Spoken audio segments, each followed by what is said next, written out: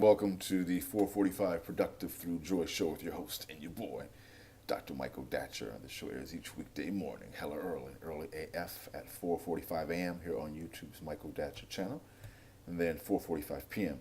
on Facebook Live. Today we're talking about spirit and productivity. What is the connection between this concept of spirit and its various expressions and articulations? So get ready for a really interesting and dynamic show today. If you are new to the show, you can go to productivethroughjoy.com, see about us. We speak to groups, schools, and organizations about being productive through joy.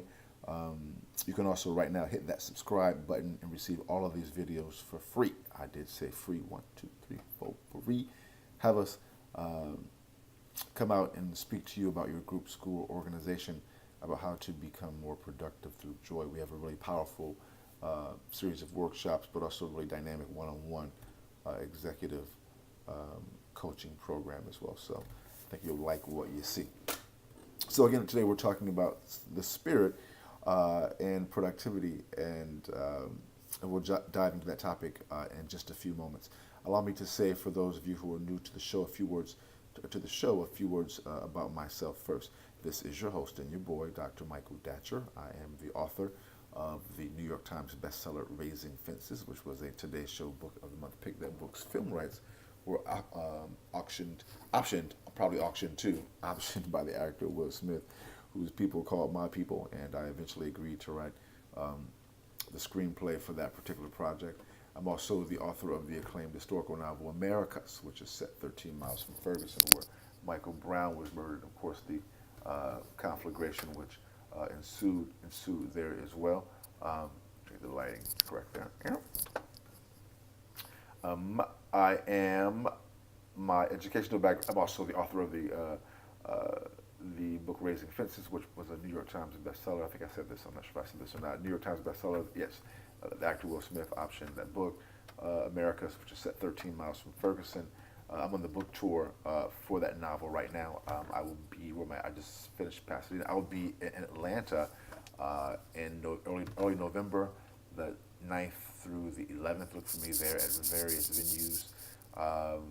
So look for me on panels and speaking about my book at the American Studies Association, and also the Women's Studies, the National Women's Studies Association as well, and also at a really powerful Kemetic church there in Atlanta. I'll be doing various events, so look for me around town in Atlanta for a couple of days.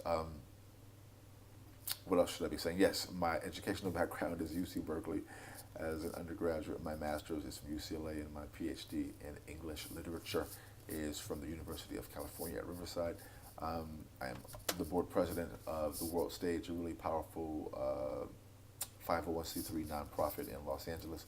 It's a jazz and literature venue just off Crenshaw Boulevard, really beautiful and powerful space. I'm currently a professor of English Lit at LMU here in Los Angeles. I'm an expert at being productive, right? All right. I know all right. I believe that's Outcast. All right. I'm an expert at being productive, and I don't say that to brag or boast, but people are oftentimes surprised at my level of productivity, given how really ridiculously crazy my own personal narrative is.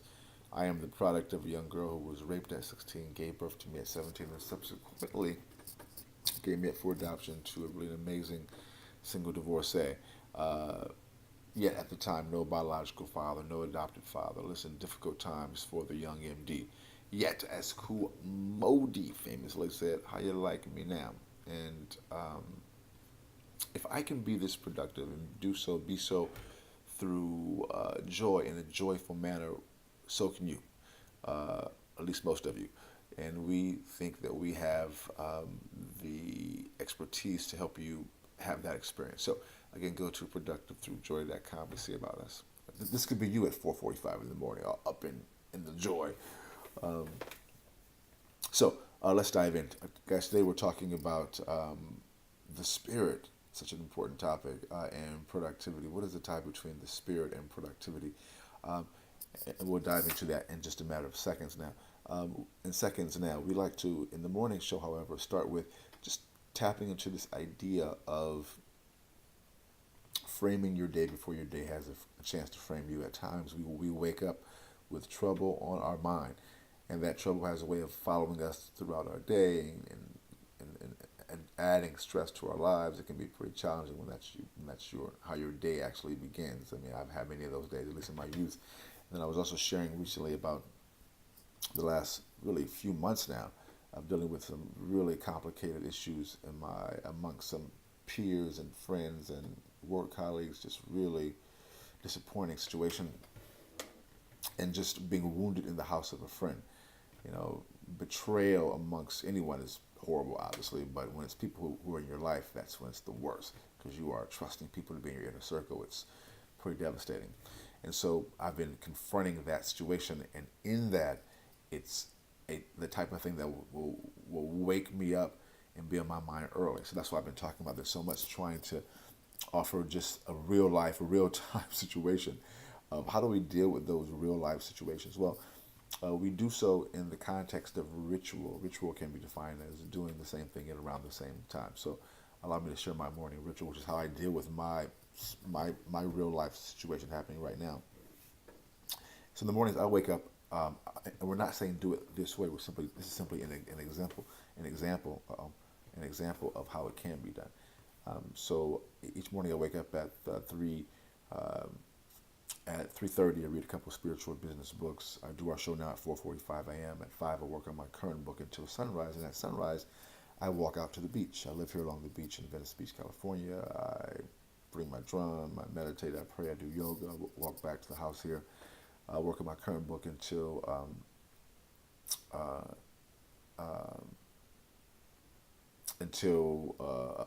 couple more hours, and then go back to the beach and run up the coast all the way past Santa Monica's Pier, run all the way back here to Venice to go to my gym, go to the gym to get my workout in.